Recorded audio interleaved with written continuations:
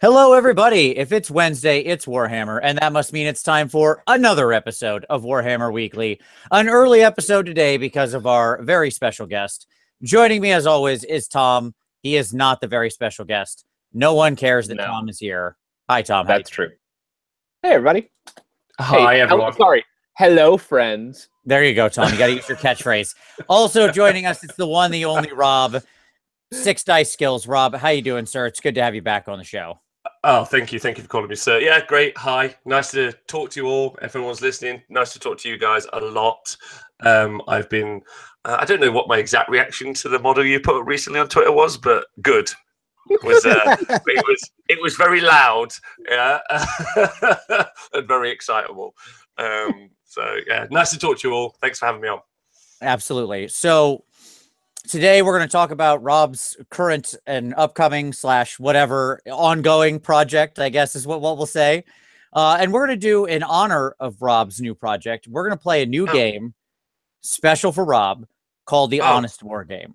So this is going to be a lot of fun. We're going to ask some questions, and we're all going to give some honest answers. So we'll see how that goes. I'm a fan of truth telling.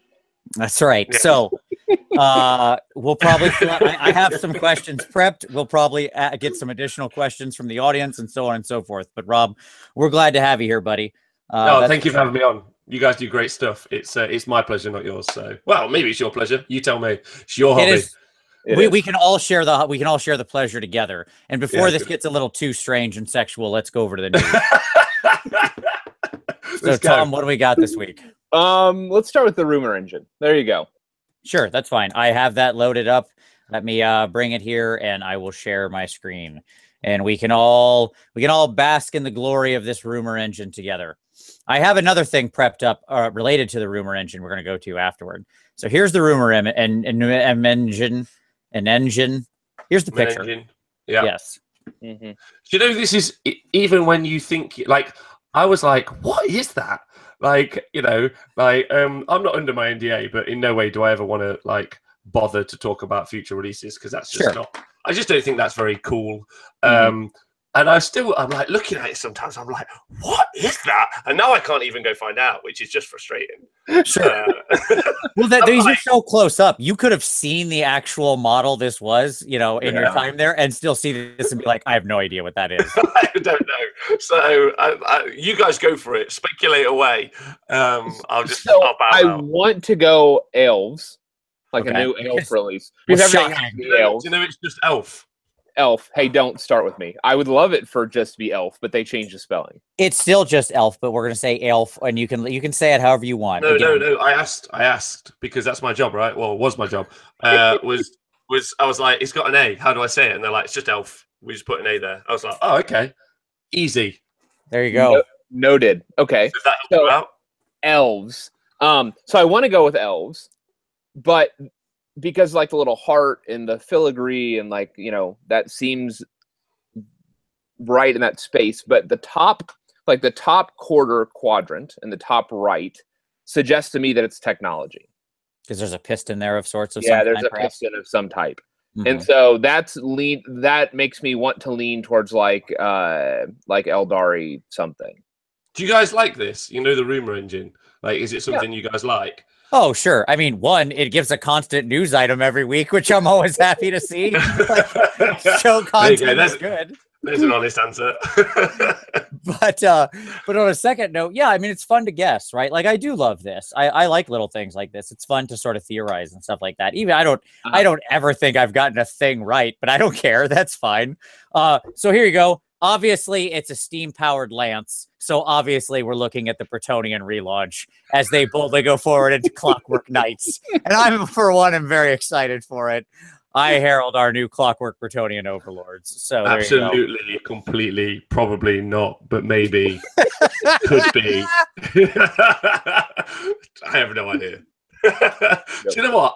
I'm very excited about getting to the end of the cycle where I know. truth be told, I'm excited to ring my friend excitedly one day and go, what the is this? Have you seen it? And they'll be like, I don't care. I'm like, currently I can't get that same level of enthusiasm. I'm excited to be on the other side of the fence when I get there. So yeah, I will say that is an advantage of us being quote unquote like off, like out of the loop, like out of like the like playtester and all that stuff, because we don't have any inside information. So we can just speculate away. We can tinfoil hat, and like we're never spoiling anything because we don't know anything. But it's fun to imagine, right? Yeah, absolutely. Yeah, absolutely. Yeah. All right. So, but the other thing I wanted to show here. Let's flip over into this image. Oh yeah, very nicely. So this is the layout of every rumor engine. When the rumor engine dropped, and it's sort of whatever. It's the comparison. Who makes these? Who's that? Who makes these? I saw a very nice person who put a lot of time into this.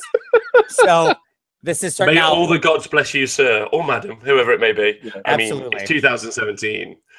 Women could be anyone. Too. That's right.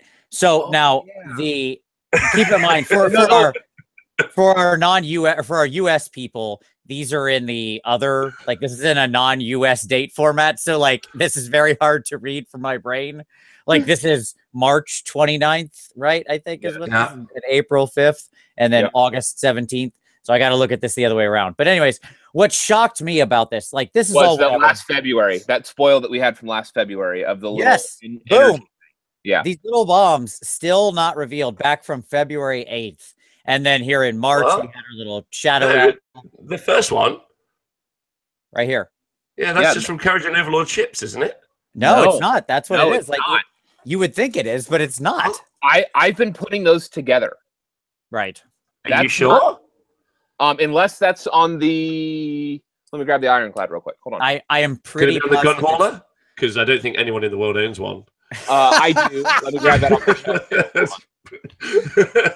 I will say I would be shocked if like these people are pretty thorough, as you can tell. Yes, I'm not doubting you guys of the internet because you are fastidious. But like, okay. But yes, there you go. I don't think this is anywhere on the ship. Okay, all right. But yeah, like all these, obviously, then we've got up to this newest one. There's a lot of very interesting ones. All the ones that I really want to know, like this is, well, I should say, this is clearly the Skaven Shadespire crew. So I'm not really, I don't care about that one. But like all the ones I'm really curious about, which are like this little Cthulhu elf dragon guy and this like anvil / Stormcast lion thing. Like these are the ones that I want to know, and these are the ones we haven't seen, and they've been floating for a while. Yeah, it's definitely, as far as I can tell, like I said, I still have to put together my ironclad. I don't see it. John West owns a gun hauler. He needs to tell us how it fares. How does it fare in the games, John? Tell me. Yeah, I imagine it fares much like you would expect. It's my strong sneaking suspicion, and I'll leave that at that. But anyways, I thought this was an interesting comparison, just so. Yeah. No, that's fantastic. That's a great image. Make sure you link that in the show notes, Vince. I will do so. I will link this down below so people can go investigate on your own and look at everything. Yeah. Okay. So back to actual news items. I mean, yes. So last week, this has been a very full week. A lot of a proverbial shit has hit the fan in the last week, or a lot of interesting things have happened. The first being the painting controversy that broke out. We commented on it on the show last week. Shortly thereafter, Jack Armstrong had that fantastic thread on TGA, and which I weighed in there, and it caught a lot of shit for my critique, unsurprisingly. But despite all that, like we had a huge, swift response from GW, like a quick one, in a community article that dropped Friday, the day before the tournament. And the content of that was essentially that GW, like, you can't use official paint schemes to mimic other official paint schemes, but if you want to do a custom thing and and use whatever rule set, that's fine. That was kind of the quote unquote official ruling. What are your thoughts, Vince? Rob? Obviously, I was happy to see it. I don't think you really care about my opinion, but this aligned with everything that I had said. I had a very large discussion on this on the show last week that I think was a very reasonable take on it. Yep. And I was happy to see that that they responded quickly and with more or less exactly the answer that I wanted to have happen. So good. We can all move on with our lives now. I like weighing in on the subject. I could weigh in it all day, but most importantly, I think what's very exciting about that whole subject is not the subject at all. It's actually, when I was talking to Scrubby the other day on his podcast, I was like, do you know what? The drama is just brilliant. I don't like I love the people who are passionate, both sides of the fence, right? Like, it's stupid, it's not stupid, it makes sense, it doesn't make sense, you know. And I definitely make err on the side of I don't think it makes sense, but it doesn't matter really the conclusion, because so I think one of the things I had to kind of swallow as a pill was that I really would just have to always commentate on what I saw.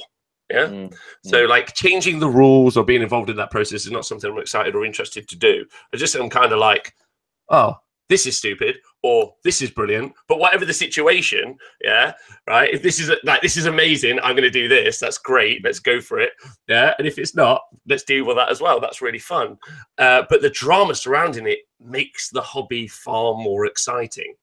Like, I don't want like Games Workshop or anyone. I want Games Workshop to make the most medium level stuff and everyone still overreact. I don't care what the situation is. I love the enthusiasm, like that sometimes boils into upset and sometimes boils into just falling over love. But it's just exciting, right? That people can be so excited. Oh, right? I agree completely. So I made this point a while back. That's not me trying to shortcut you or one up you or anything, right? I mean, that's fine. It's just you have a bit. But... I am one up you and shortcutting you. No, I agree with you completely, because here's the thing.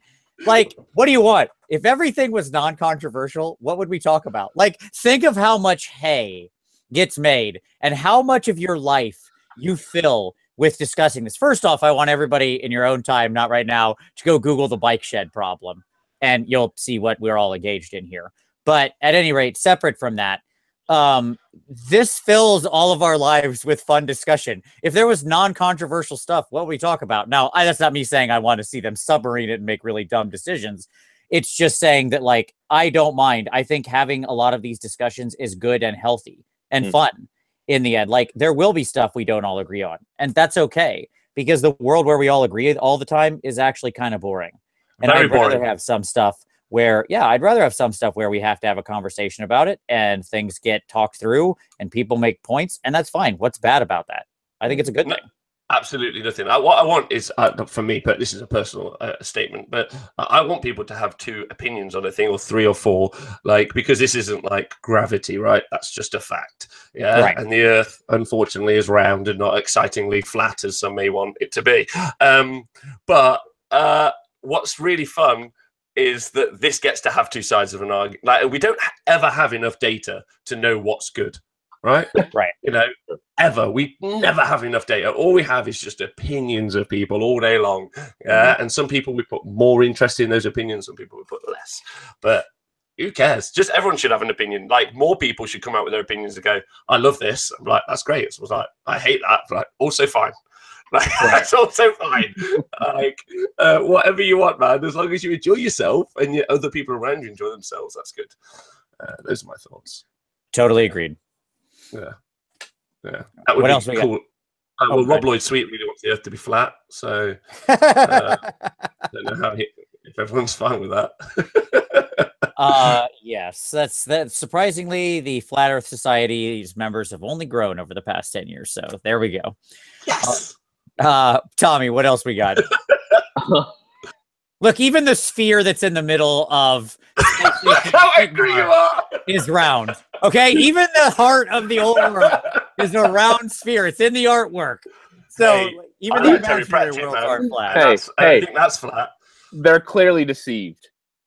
Clearly. I mean, if you've looked at the realm artwork, that's all flat. That's fair. Just saying, I can definitely do flat realm theory. I can get on board with that if you guys want to. Yeah. Have you seen the maps, the pages? They're all flat. It's a good point. Make a controversy. So other news, the Grand Tournament happened this last week. One of the three of us had the fortune to be there. Two of us in the States did not. I just went for a walk around. I didn't get to play, sadly. Oh, yeah. Well, I saw your face. I saw Dan's close-up of your face. It was fantastic. Oh, Dan. Oh, I hate him.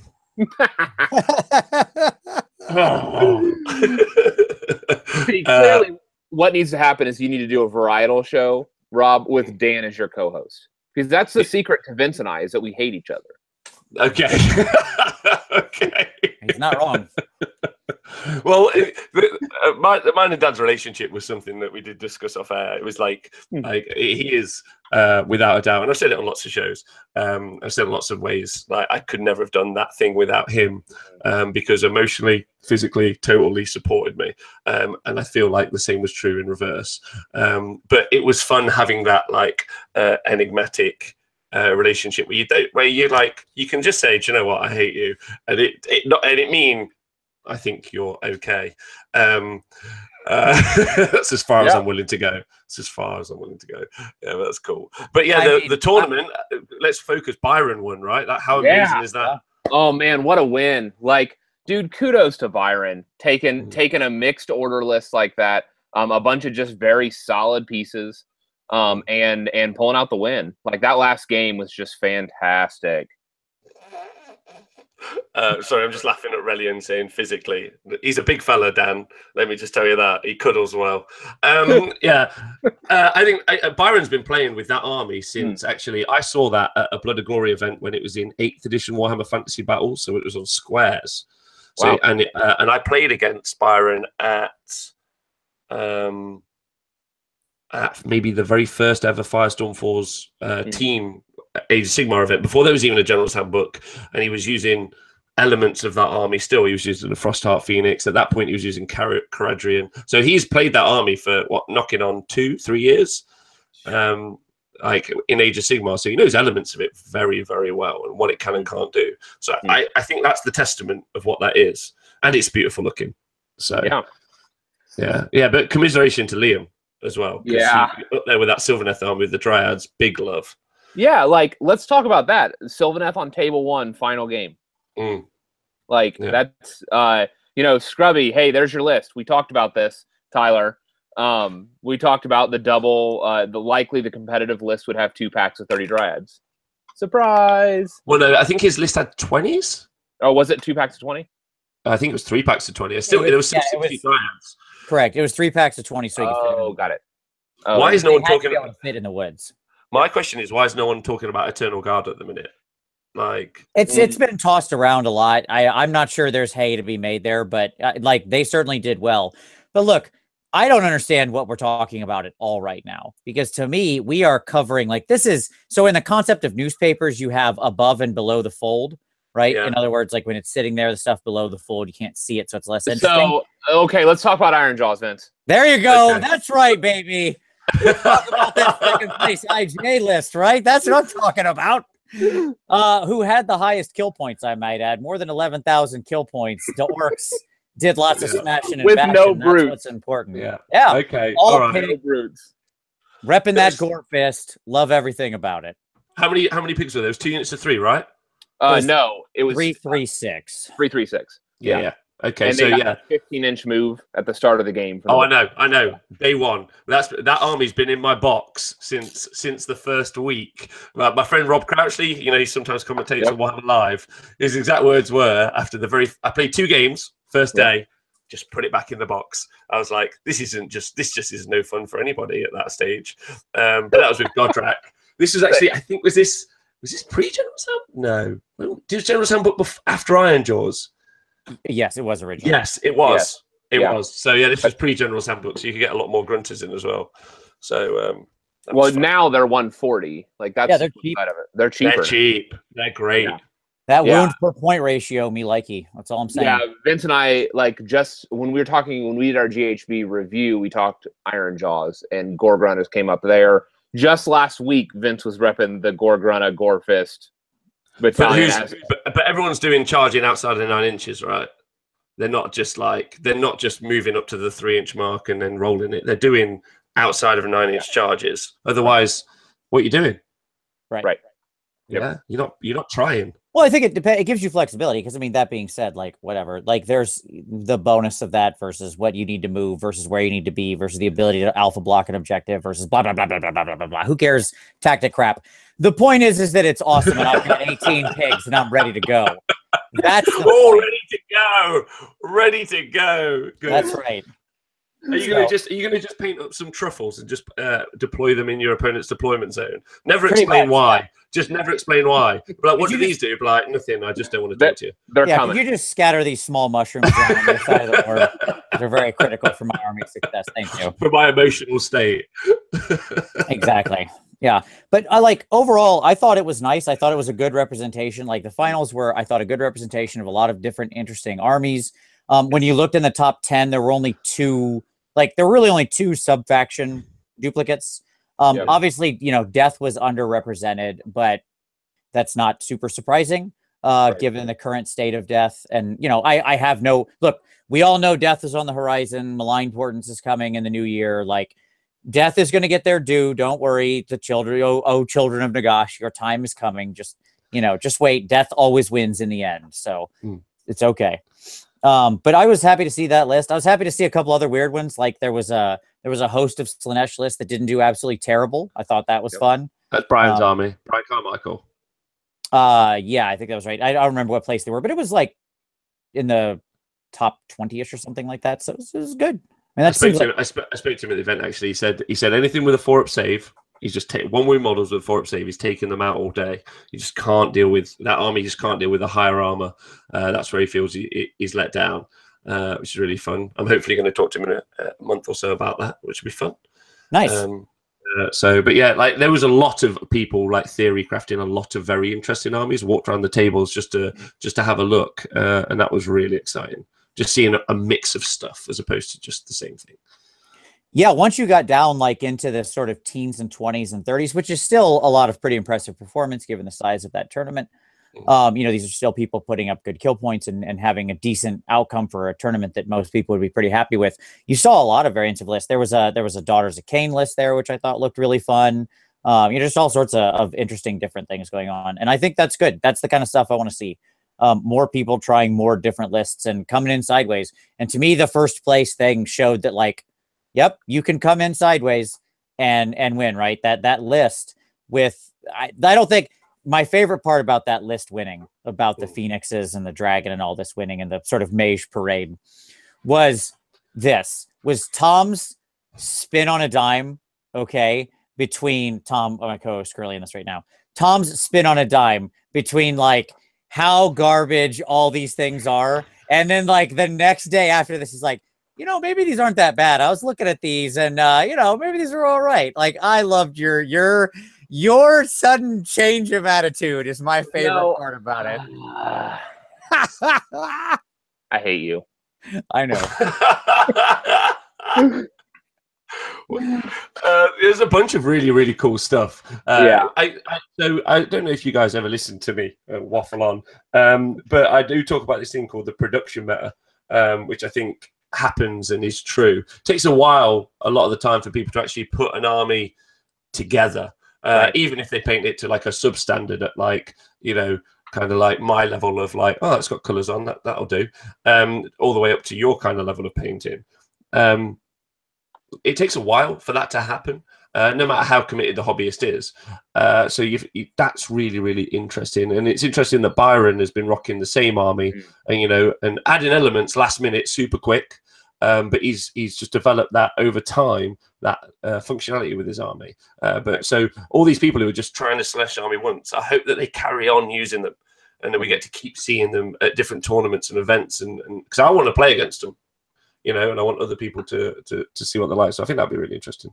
Yeah, I mean, it's the thing that Magic players have known for years if you played competitive Magic, which is anybody can build a net list, but it takes a great pilot to win with a net list, right? Or to win with that stuff. And intimately knowing your cards, what your enemy stuff do, that kind of thing. It's the same here. He knows his list. He's been playing it forever. And moreover, he knows how to use his power the best. The difference between having a good model and being able to use that model well is a big difference. Yep. Right? Yep. And that's where the skill actually really lies. And that's where good players using like 2 different players at, can use the same list and get wildly different results based on just knowing how to apply the actual power that's in their list. So, yeah, and also luck. It's dice. It's like, sure. And there's always dice. Yes, there's always dice. So that makes a big difference as well. So but Byron's a lovely man. I've only ever had nothing but lovely experiences from talking to him. So he's wonderful. I don't know if he's ever been over to America to visit you guys, but he is just absolutely lovely. Any experience I've ever had with him, helped me with airbrush painting one time, just took some time out of his day to talk to me when I was at a tournament. He's just a very nice man. That's all I've got to say about him, really. There you go. So I think great that he won it. It's actually the past 2, the GT Heat was won by Nick from the Weapons Still 10 guys with the Squig Army. Wonderful human being. Jack Armstrong wins the Facehammer GT. Wonderful human being. And then Byron comes in and wins the final. Another wonderful. It's really good. You got some really great people winning and excelling. So I really like that mythos of like angry tournament gamer is just nowhere near represented on the winning podium for quite a while now. So that's nice. That's really nice, I think. Absolutely. It's super great because those are the people you want to be the ambassadors of the hobby, right? Yep. Yeah, definitely. Yeah. Heck yeah. All right. What else we got, Tommy? Just a final note. In watching the stream, I picked up this last weekend watching that final game in a conversation between Martin and Dan. It came out that there's some format changes that are coming to Warhammer TV. And I don't know that this has been announced formally, but it was, they had kind of bantering about. And one of the things that's happening is that each day they're going to focus on a different game, which we've kind of had it already. AOS, 40K, and then we had kind of the studio day. But now it's going to go to like boxed games, it sounds like. So like Shadespire and the other kind of board game. Necromunda, Blood Bowl, stuff like that. What? As the third day, I think.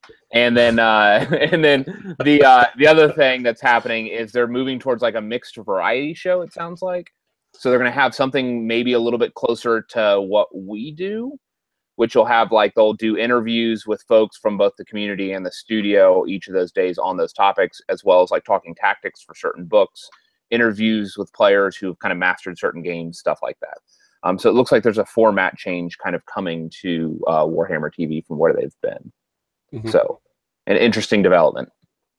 Well, 2 things. If you want to know why Rob snorted at the comment of Shadespire and Necromunda and those things, I would encourage you to listen to the Scrubby and Wells podcast, probably about an hour and 2 minutes in. I think there's an interesting discussion of your opinion on the presence of those sorts of games on Warhammer TV. I think people could get an answer. No, some of it, like, no. So my statement that I made was that if a company or anyone, in fact, you guys included, sure. You do a great job of keeping the show going. Yeah, you have intent and purpose with the subjects you cover and the reasons that you do them. Yeah, there's a why. Yeah, and then you orientate the show as to around the why.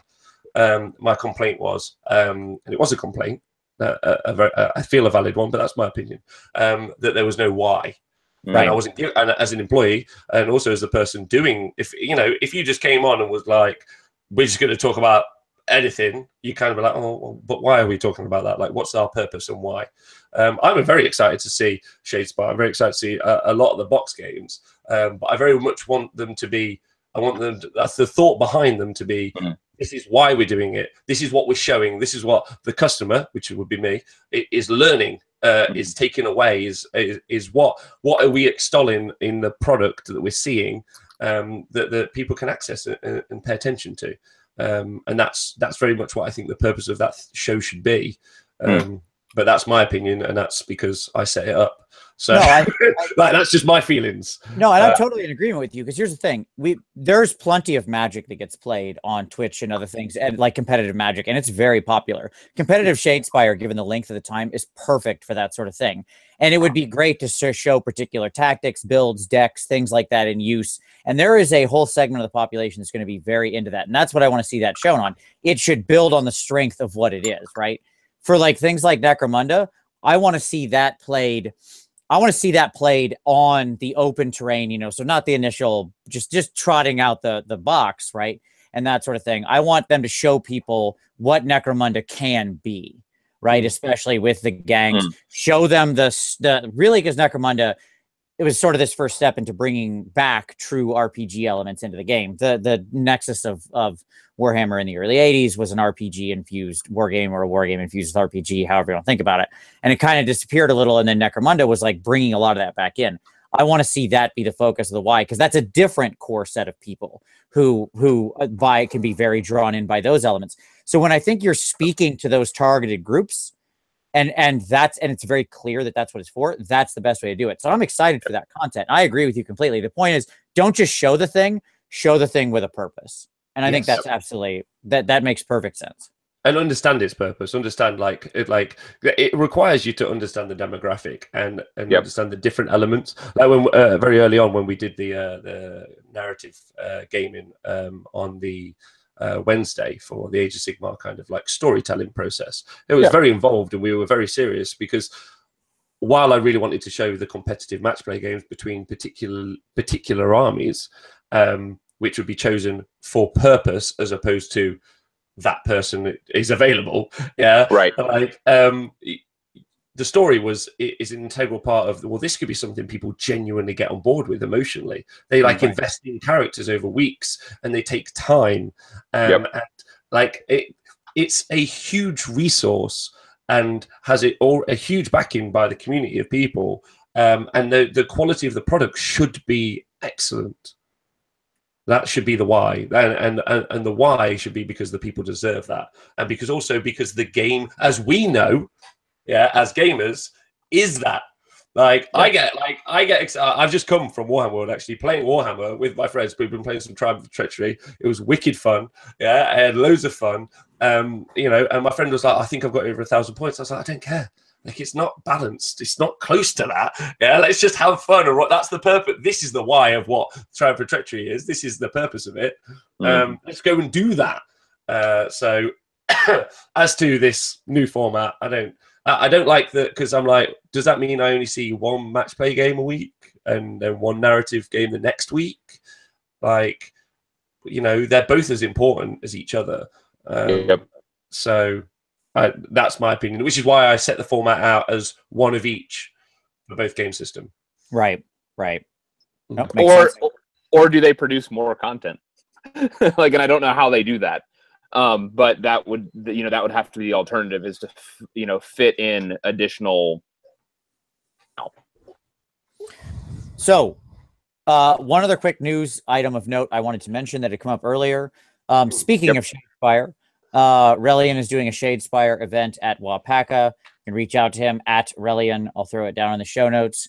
He actually got clearance, I believe, to have up to 60 people in the event. And I know there's actually already a lot of people signing up, a lot of interest. But if you want to get in on it, if you're going to be at Waaghpaca, definitely hit him up. I'll make sure to post if there's info. I think rhellion's still watching. So yes. How soon is that? Waaghpaca is the beginning of the 2018 January, I think. Is that right, Tom? I'm trying to remember. I thought it was earlier than that. Rhellion, because Rhellion's super smart, isn't he? Like, everything I've ever got from that man is that he is like on fire. Make sure you get as much information, like find some sort of Excel spreadsheet that people have to fill in when they put their card list or whatever. Like, give us like stats and numbers, and like let us be able to like process that and give the community like a process. If there's 60 people there, like I want to know like all of the info. Like bring that back. So, yes, find the process to process that. Yeah, absolutely. January 25th to the 28th. That was right. Yes, January. There we go. Okay, yeah, because that would be good, right? Don't you want to know? Like, I don't want to hear like half remembered thoughts. So on turn 2, I think I rolled a 4. Like, I want to know. Like, I want to know there were 30 of this card in, or 5 of this card in every deck, because it's awesome. And I'm like, okay, cool. Why? What's it do? Like that's what I want. I want to know. I want stats, because that's how I can like know more stuff. Every other sport has it. If it's going to be competitive, Magic has it all day long. And actually, I think you guys can probably give me more evidence than that. I think you probably know a lot more than I do about that. But oh, absolutely. Like if you look at any PTQ or anything like that, or what are they are now, they're not that anymore. But you can look at every deck, everybody who submitted. You can do there. They produce things of like number of cards in the top 8 decks, so people to get blue envelopes and all that kind of stuff. Yep, it's all there. Good. Let's get that. So that's news. There you go. Rellion's doing that. Rhellion actually just tweeted me and just told me that's definitely happening. So thank you. Hey, that's very nice of him. So, and he said he's going to shoot me info, so I will include that in the show notes so that if anybody's interested, reach out. Let's see some big attendance at this. I think it's going to be awesome. And if anybody will run an awesome Shadespire event, I'm pretty sure it'll be Rhellion. So there you go. News. There you go. What's the next, boss? All right. So sorry, my dog is sitting behind me, like watching me. Hi, doggo. There you go. She can come in here and. Oh! Sitting in the chair. Hi. Literally watching Vince. Is she sitting in the chair next to him? Yeah, she sits in the chair next to me. Yes. Oh my God, you're living the dream. All right. So let's. Vince isn't content with most of YouTube wargamers watching his painting videos. He has to have a dog perpetually watching him next to him. Absolutely. Constant audience. So let's turn to some pick of the week. So this is where we share video, blog, podcast, anything. And there's a lot of interesting stuff to share this week. Picks with the audience of things we want to direct them to. Rob, you're on the spot, buddy. Where would we like to direct your people? And of course, this is also a good opportunity for you to spruik anything for yourself. Mention.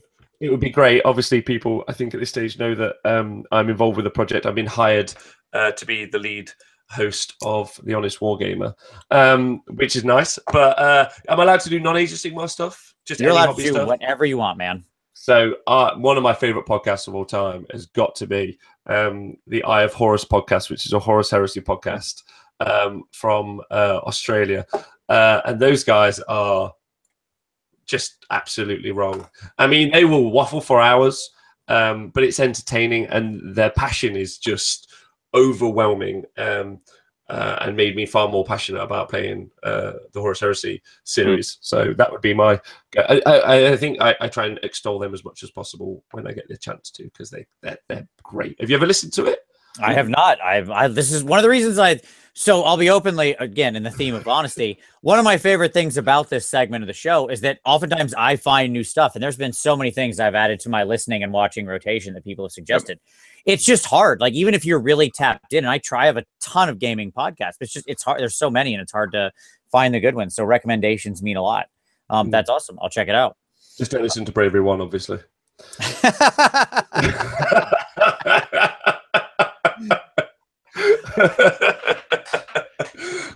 Warhammer TV Dan is in the chat. There he is. And just like always, he can't respond, so I hate you. So that's for you. There you go. Go on, what's your guys? What's yours? Tom, what do you got, buddy? Well, we've mentioned it once already, but I'm just going to mention it again because it's definitely worth the listen to. Scrubby and Wells, friend of the show, Tyler Emerson, has done a show, just released a show. He scooped us. Tyler, you scooped us for the Honest Wargamer with Rob. You asked me, didn't you ask me? Because actually, when you first asked me to come on the show, I was still working, and I knew that I was handing my resignation in for quite a while before I did. And I did say, reach out to me later on, didn't I? Right. Yep. So, yeah. But it's interesting coming on all the different shows, because it's very much like Scrubby Show is. Scrubby Show, is it hobby related? It is. It's ultimately hobby related. Yeah. I love what he does. It's so broad scope, like in a great way. I think, I don't know. Yeah. Sorry, carry on. No, as Vince has long defined it previously, anything that you would not be doing if you weren't playing this game is hobby related. Right. Yes. So like building boards, making videos, like we wouldn't be doing the show if we weren't in this hobby. Yeah. Right. So this is part of our hobby. Yeah. And Tyler does a great job. He did a video, obviously it was an interview with Rob, who's here on the show talking similar things, but it's definitely worth listening to. And honesty was the front and center discussion of that. and I can be a loud vocal proponent, strong opinions, and it's because we don't have endorsements with this show, and so I feel it's even Vince's channel. So like I get nothing. If Vince loses all of his subs, that hurts me not at all, because this is not even my channel. So I have utter freedom to just say things as I see them. You're welcome, Vince. Yeah, and it just leaves Vince to clean up the mess. No, but honestly, and so they talked about honesty, and which I'm a very big fan of, and I think that it's a conversation that we've needed to have for a long time. So can I get an honest review of the listen? You would have listened through it, and some of it wasn't, and some of it wasn't upbeat and as positive as most people know me to be. But that's because the subjects weren't that thrilling, to be honest. How did you feel about that? Was that okay? Vince, I'll let you go first. Sure. My feedback was it was fine. It was a good listen. It was interesting behind the curtain. I thought you were fair and fun, and like always, I didn't find any kind of downer notes in it. You were laughing the whole time, but there was some fair discussion. I mean, come on, if we can't even have a fun conversation where we're mildly honest or even pseudo critical, then I don't know what we're doing here, right? Like that's I agree. So I thought it was fine. Like there's a line, right? And that line is pretty, I'll admit it's a bit gray, but it gets pretty bright pretty fast. And the line is this: if you're just trashing something to trash it, and you're spitting stuff that is blatantly false, and or just ranting emotional content for no reason, yelling about nothing, then that's yelling at the sky. Yeah, if you're just old man shouts at cloud, like that classic Simpson thing, right?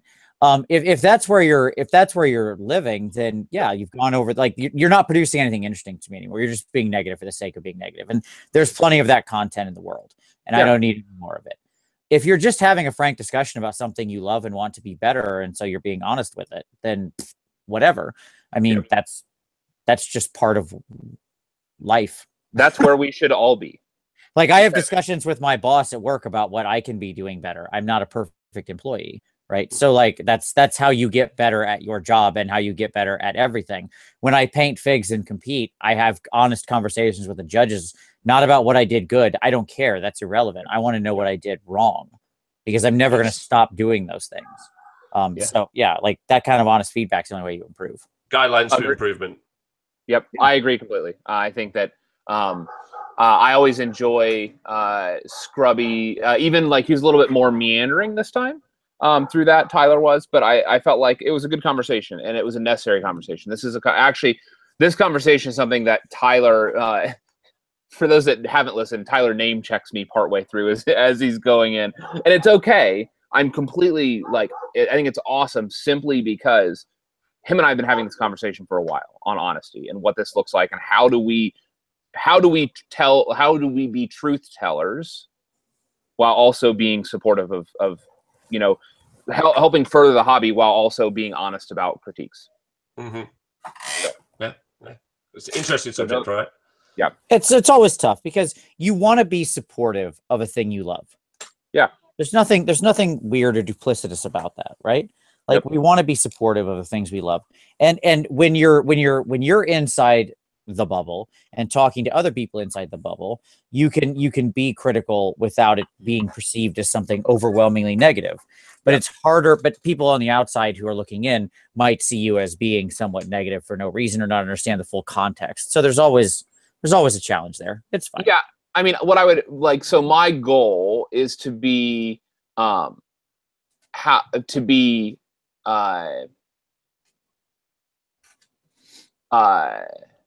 I lost thoughtful? The phrase. Thoughtful. No, I'm clearly not thoughtful. God, I wish that was the word he was trying to get into his head. Yeah, no. How do I be? There's a term. Well, you better find a point here soon. Yeah. Okay. Don't worry about it. Other than I want to be honest and I want to be faithful, but I also want to be I want to be like. I don't know. I've lost the official term. Yeah, great. Fascinating. Yeah, Fascinating. you're welcome. There's that sea level. These are the levels of insight that I'm Tom is here to provide. Good gosh. Yes. All right. So, for my own pick, I will pick I'll spruik old MC1 gamer Mitch.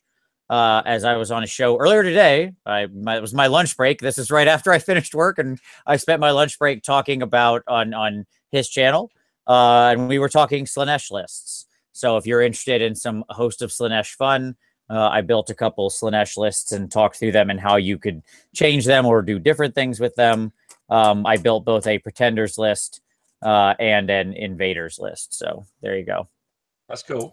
One focused on Slaves to Darkness and one focused on the Demon and the next side. So I used to watch MC1 Gamer when he made battle reports on YouTube for 8th edition Warhammer Fantasy Battles. That was really fun. That was my entrance into watching people doing battle reports. Actually, Mr. Malorian, if you ever happened to watch any of those, was my entrance in, which was really fun. Oh, he was the gateway drug for many of us. Although for me, it was actually Malorian was the second person. For me, it was Reef Beastman, who was from Wales or whatever. And he mentioned Malorian, and that got me into this whole world. So there you go. Let's talk about someone's commentating about my shelves in the background. So there's a little crack there. Yeah, it's not good. Yeah, you got some. I would say you're not efficiently using the space behind you, perhaps. That's honest. Clearly, they just need to be more full of unopened boxed product. Tom. Anyway, so what's next? What do we do?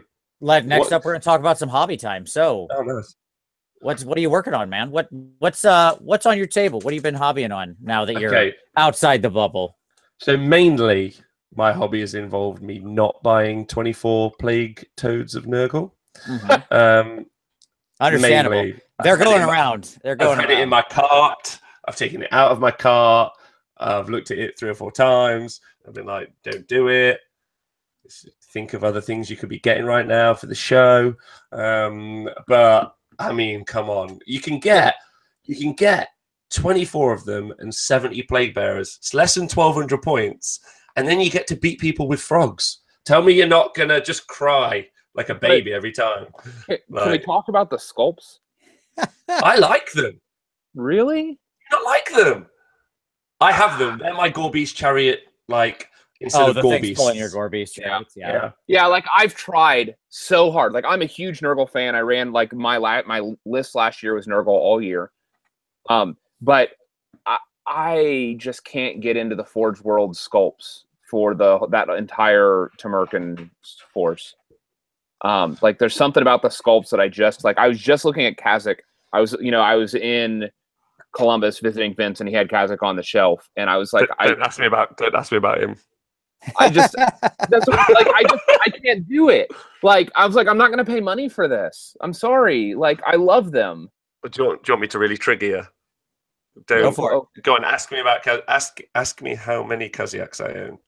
Do you have enough to make a whole unit of Chaos Knights out of just him? That's what I want to know. So okay, you are correct, sir. Yes, it was an 8. I mean, I do like them. If you don't, speak your own truth. Also, screw you. I don't like the edges on the. I don't know, the details. There's something about the details that I just don't. I'll tell you what it is. He looks like a good model that got left out in the sun too long. That's what it is.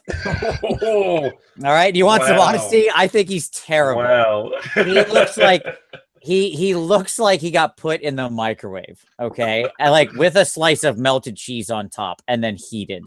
I apologize to whatever sculptor did. Which is interesting because the person who wrote the rules was in the sun just as long. So I read it earlier and I was like, what?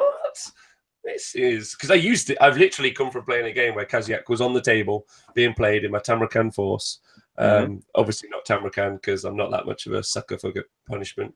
And just looks great. It's really fun. The Bile Trolls are quite cool, although they've got a really good rule. Sorry, so what's on my table at the minute? I am doing Death Guard. That's what I'm doing. So I'm doing a couple of Demon Princes and Mortarion and a few other bits to go with because I'm a big Horus Heresy fan. So that's being added onto my Horus Heresy Death Guard force, which is pretty big. Are you using the new models, or are you doing like 30k Death Guard? So like I'm mixing it up a little bit. Okay. They are very different. Right. The Forge World versions and I love the new ones are just mind blowing. And also, can we talk about have you talked about the Nurgling with the Space Marine hat? It's adorable. We were talking about it at the store. Tom was down this weekend. Maybe my favorite little thing. It's not just him wearing the hat. It's that he's going like, and he's like very proud of his little hat. Yes, that is the greatest thing. I'm not a big Nurgle fan, but that made me smile to no end. I loved it. It's possibly the greatest model ever of all sorts. He's big. So I'm doing Death Guard, and then I'm in a very I'm going to Realms at War, the narrative event. In 2 weeks, I think. I don't know if I should say. I think I've made them a little promo video for their event, which is fun. Nice. Awesome. Which will be going up soon. So that's really fun, but that's all story-based stuff. So that's just like telling stories. So I'm still a little bit unsure about what I'm taking, if I'm honest. I'm tempted to. I really want to paint some Gore Grunters, but I'm thinking my Seraphon maybe, or my Order. Tree Man force. So that's my table at the minute. That's a lot of stuff. Are you doing? Here's my follow-up question. Yeah. 30k colors or 40k colors for the Death Guard? Oh, so I'm doing the bone color. Yes. Yeah. All right. Good man. Yeah. So I use there's an Army Painter bone spray that I use. That's the one.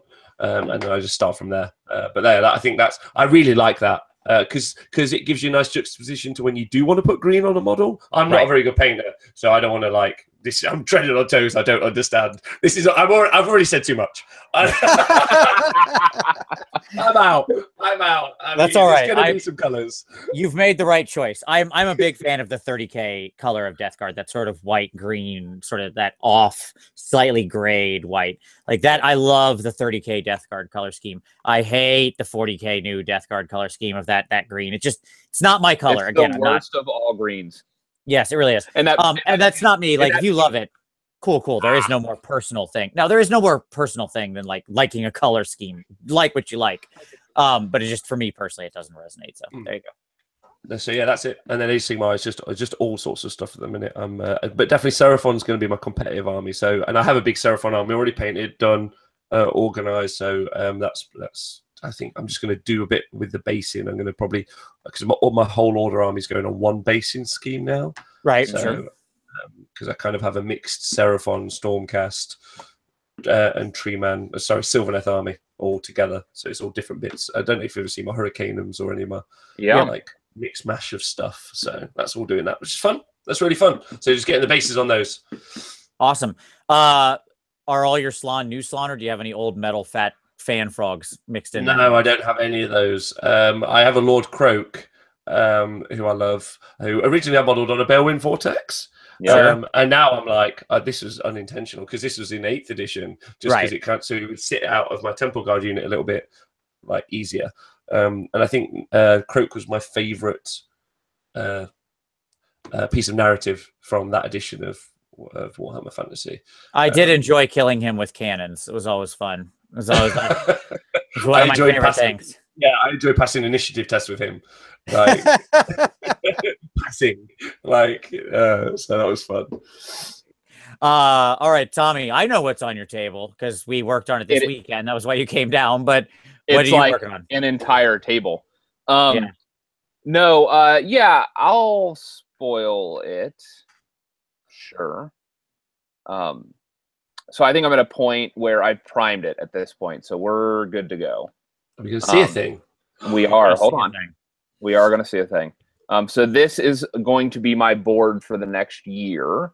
Where Vince and I will use it in 2 weeks at Holy Havoc, and then I'm going to use it for my events probably in the next probably 6 to 8 months. So this is going to be for my. Oh fuck! That's great. Oh, sorry. Yeah, no, go ahead. You don't need to apologize. So this is my my Caradron Raiders army, which is my Caradron Overlord Fire Slayer mix. And so this is the board. That bottom area that's brown is going to be lava. And so you can see the skull. The floor is lava. The floor. You are a meme. Yes, I am indeed a meme. So it's going to be delightful. And I am, like I said, I set aside a month to work on this board, and I'm hoping it's going to pay off. What, to paint it in 1 month? Well, I started building it 2 weeks ago, a week ago. So I've built it, and now it's primed, and I will have another 2 to 3 weeks to paint. Yep. So that's going to happen. Great. That's great. So there you go. Yeah, I'm excited for it. I hate display boards, but it's a nice looking one. It's a nice looking thing, a version of a thing I hate. I do hate display boards. This was actually the topic of the week that Vince did for a video last week. Just utter loathing for display boards. They're perfectly fine as a thing for armies on parade, and they should have never extended beyond that. That's a different topic. Okay. So I have very strong opinions about that one. It's one of those things. I didn't Spider Pirate. Sure. I did not get into this hobby to start building shelving units. I did. Sure. Clearly. So Indeed. on my hobby time, obviously yesterday I finished up.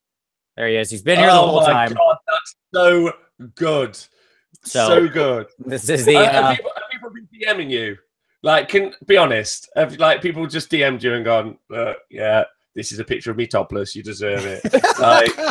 like none of that yet, and please don't. Dear God. I encourage everyone to please do. It's unbelievably good. So, Vince, you want to tell the origin of this? Because some people haven't gotten it. Like, they don't get it.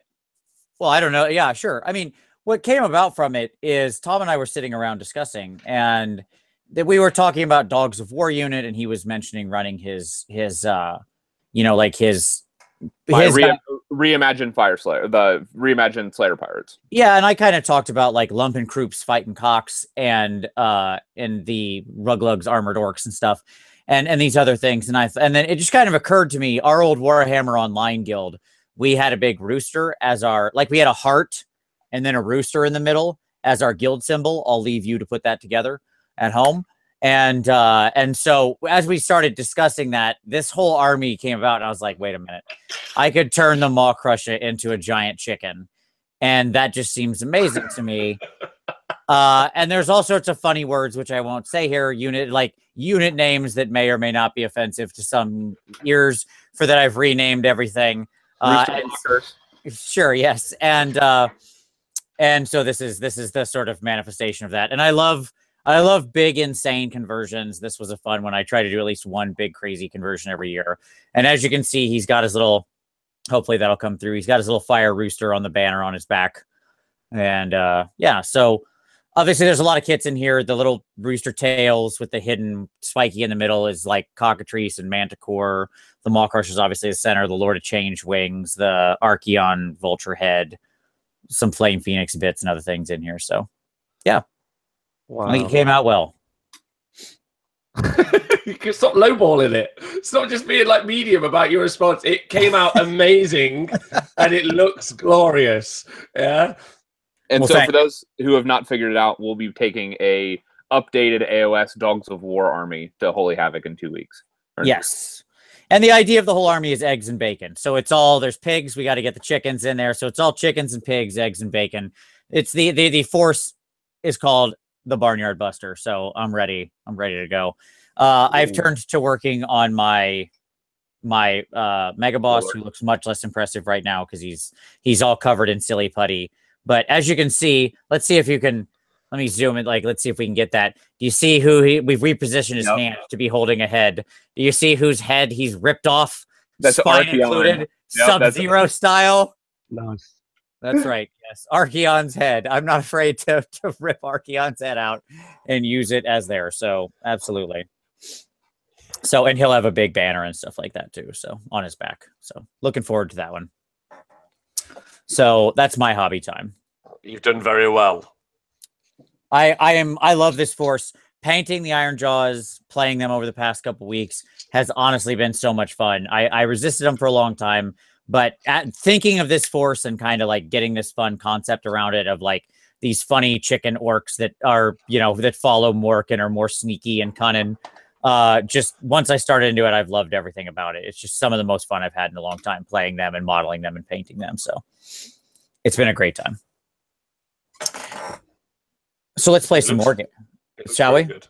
Let's. What are we doing? Would you like to play a game? So, yeah, go for it. All right, it's time. It's time to play. Dun dun dun dun dun. Let's play the Honest Wargamer. So here we go. In celebration of your new endeavor as the Honest Wargamer, we are going hired by the Honest Wargamers, the representative of like your little face is in the thing that says the Honest Wargamer.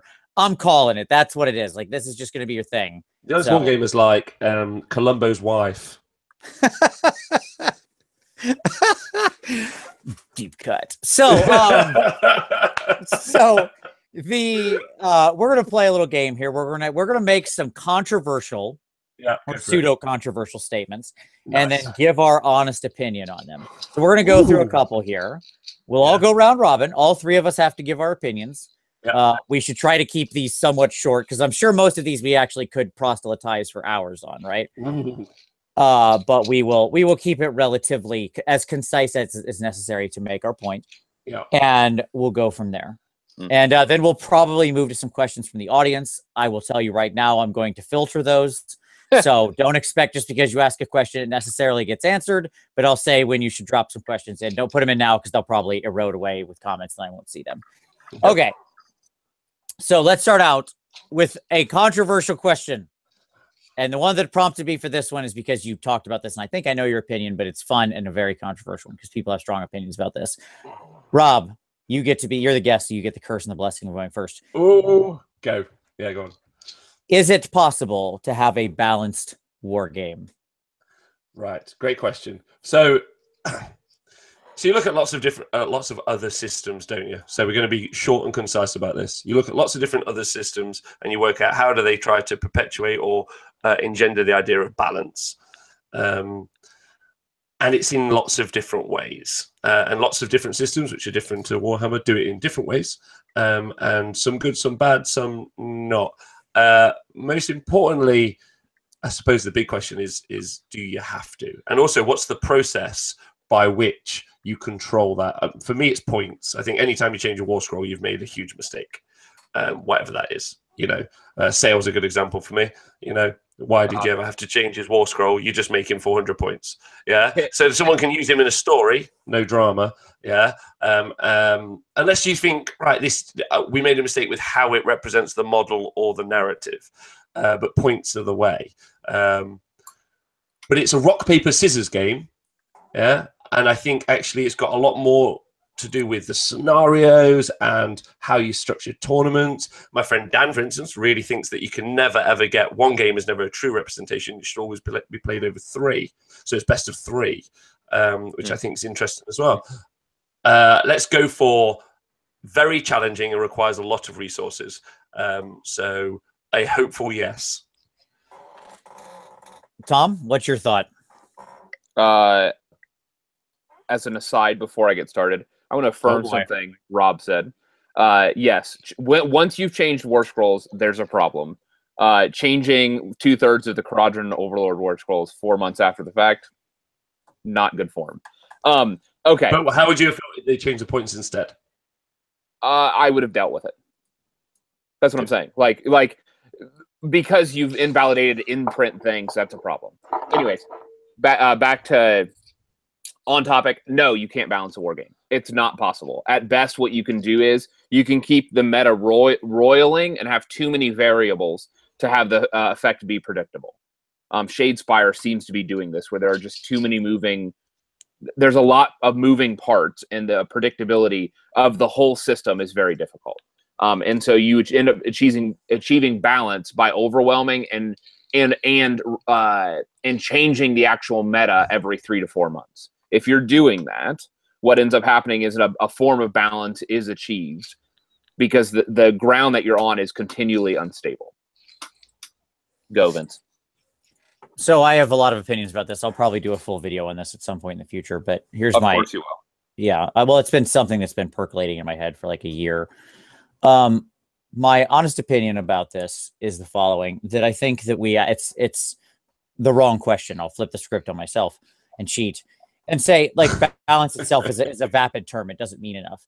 Because if we mean perfectly balanced, then what do we mean? When you rock up to the game, all else being equal, there's a 50-50 shot at winning.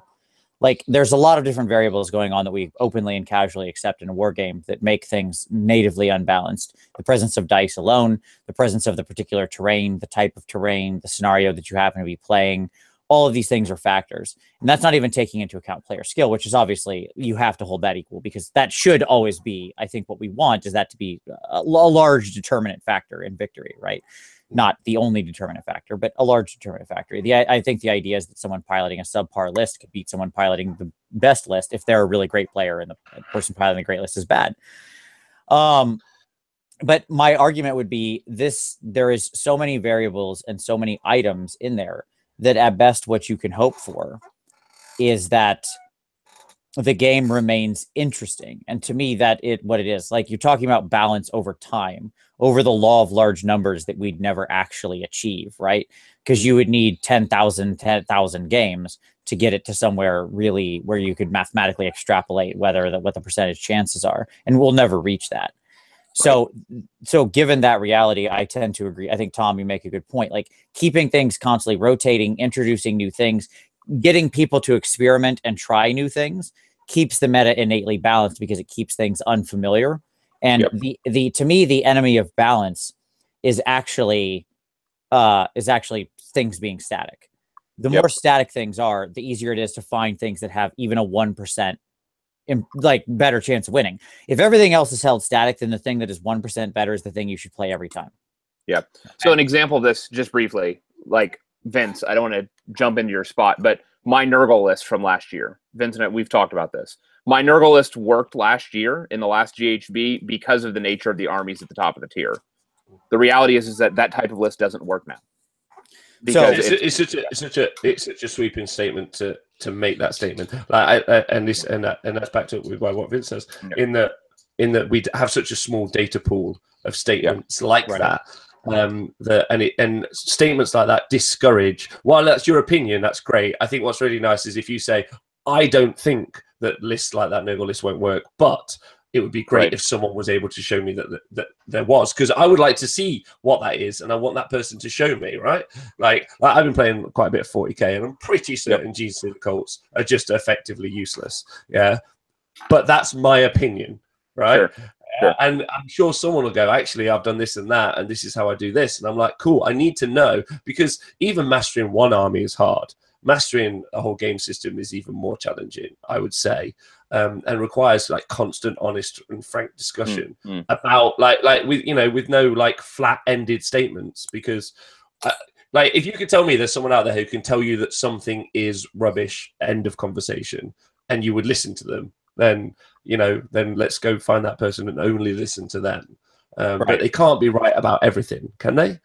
I just don't think that's true. Well, and that leads exactly to my next point. When Tom says that, I disagree with Tom's statement, but Tom is meaning it in a different way than I am. Like, Tom might mean to handedly take first place, which I'm not sure isn't true given the size of the event, the number of players in the list there, right? But again, does balance mean able to win, or competitive mean able to win a tournament? That seems way too high of a bar to set for something that's competitive. Like, and again, depending on what type of event and how many people are there, what other lists are present, what are the skill levels of those players, what are the scenarios that are being played, what are the secondary objectives that are in play that your list might be better or worse at. There is, like, I haven't even, and that's not even half of the things that would need to be taken into account to effectively make a statement. But can we make a point that is honest, that it really isn't on the onus on the players to produce that environment? That isn't like there should be changes to the game, like almost every game on Earth, where there's patch notes and they explain why we do a thing. Yeah. Sure. we're doing this because why? And you're like, Yeah. great. And you need to look at only the most popular game on the planet, which is League of Legends. And they're like, we've done this, and our reason is for this. And then what happens is, and that's the company, that's the parent company of the game. They say, we're making these changes, and these are the reasons. Yeah, and great. And then the very next thing that happens is someone will do a video or say, you are completely wrong and utterly stupid. And that's okay, right? That's okay. But at least we know like the reason as to why. You know, they've got like a very honest like relationship with their fan base, and I'm pretty certain Wizards do too. And I'm pretty certain a lot of gaming companies do. They go, this is what we're doing, and this is why.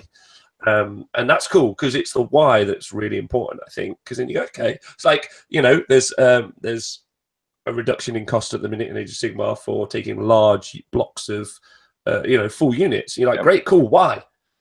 You know, right. Like if the statement is we'd like to see more big blocks on the tabletop, that would be cool. Or like we'd like to give people a year or 2 years of like being able to do this, like that's great. But just give us the why.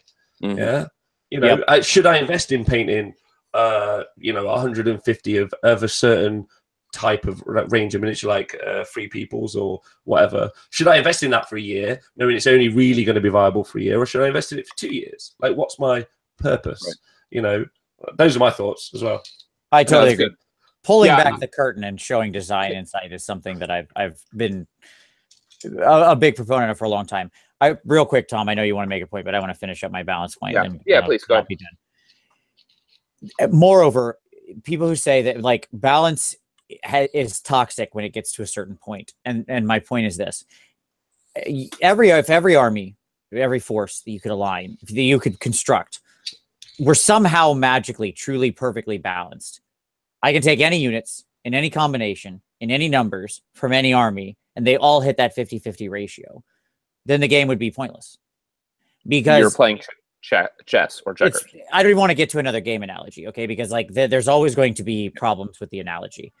My point would be all of the fun you have in the game of designing your particular force to do a thing would evaporate, right? Because your list would be irrelevantly different than anyone else's, literally, other than how you happen to the units you literally flipped a coin and chose.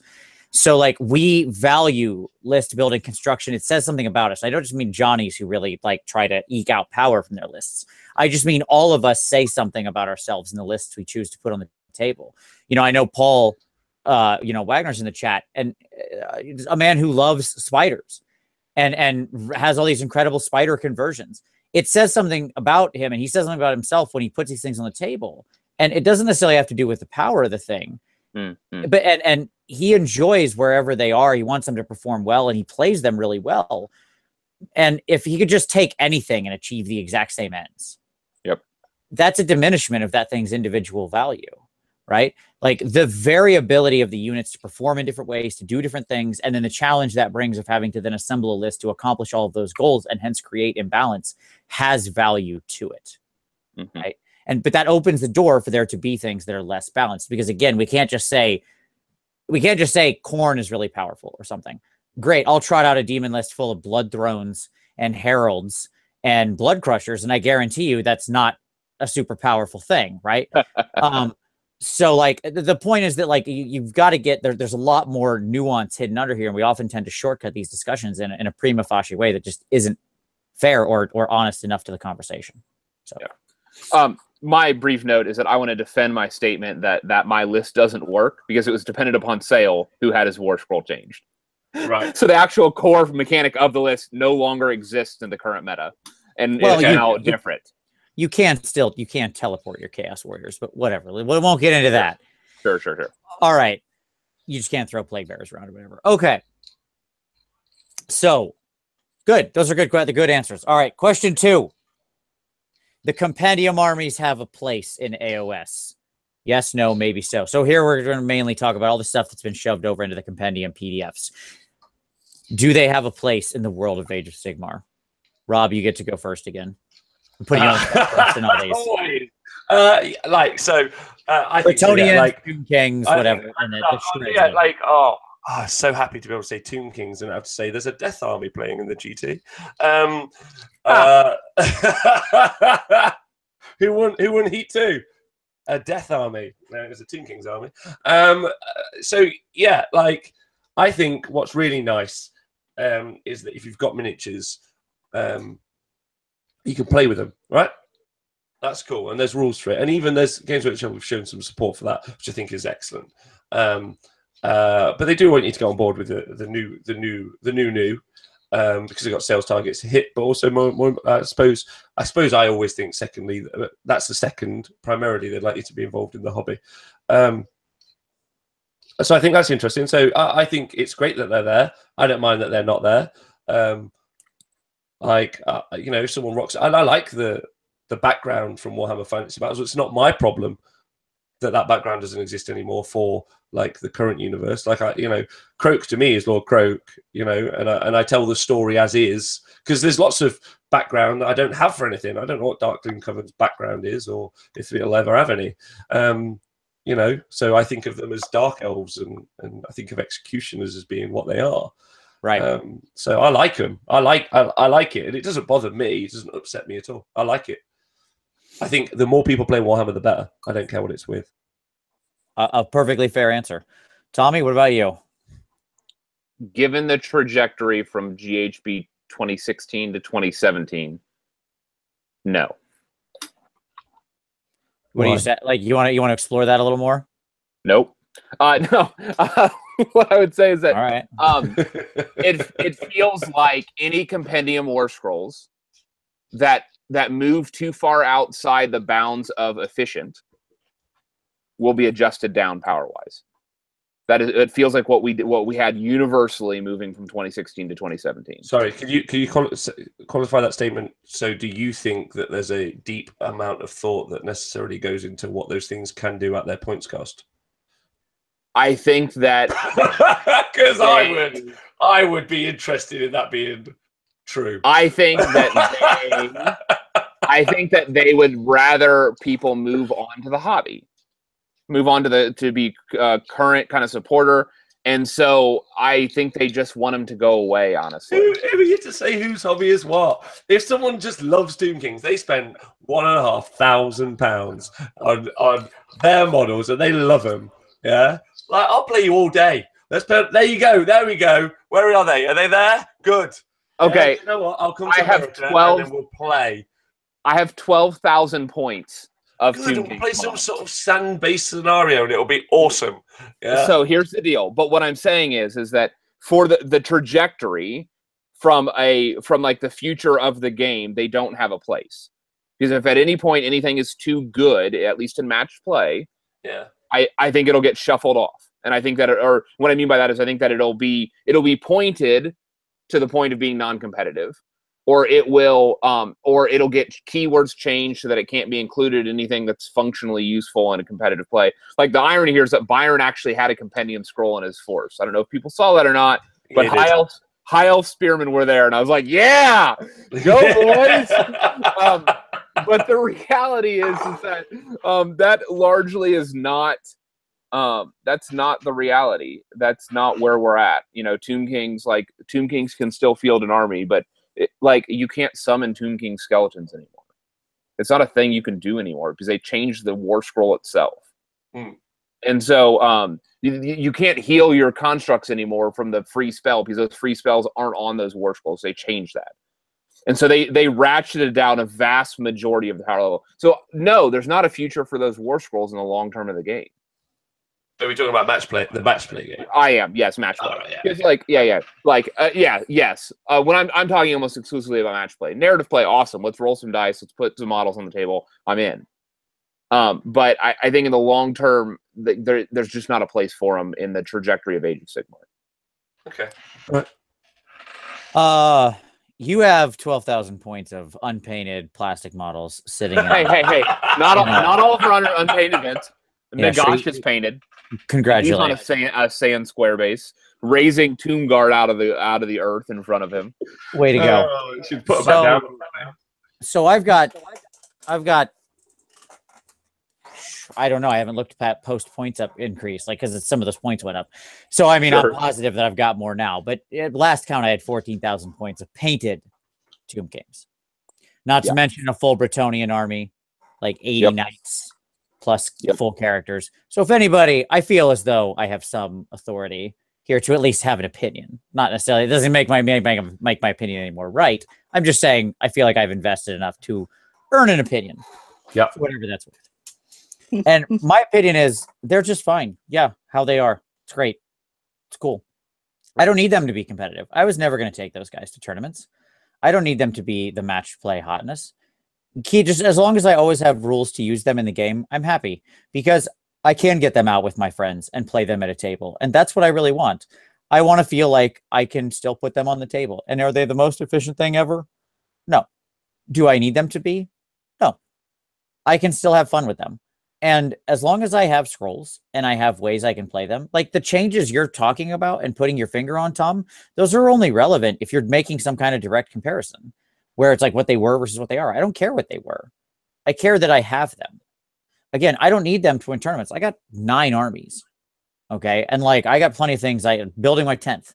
I got plenty of things I can take to tournaments. I want to know that that I have rules that I can just play them in a fun game. And most of my games tend to be, so like Rob talked about playing Triumph and Treachery, over the weekend. Most of my games are multiplayer games. We play like Triumph and Treachery. Yes. I play Triumph and Treachery or like multiplayer or TNT almost every weekend.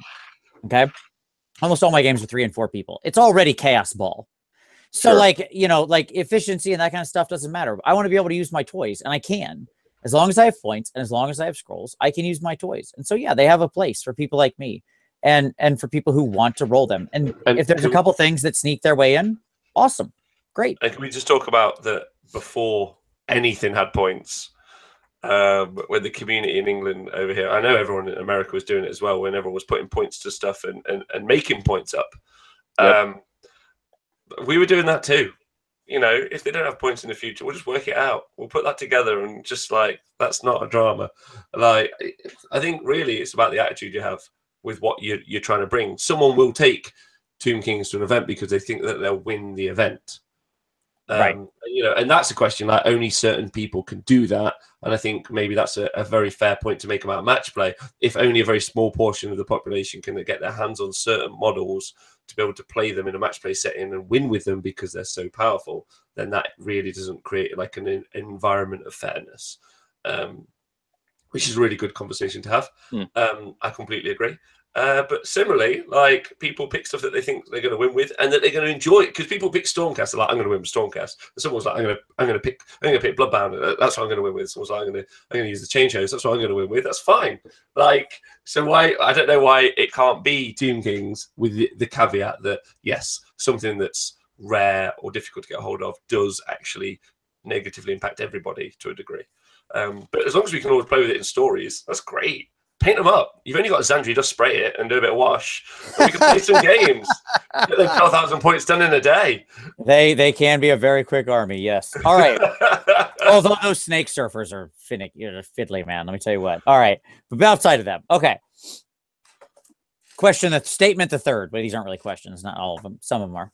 Statement the third. Stormcast are just Space Marines in Age of Sigmar. Am I getting this one first as well? You're up first, Rob.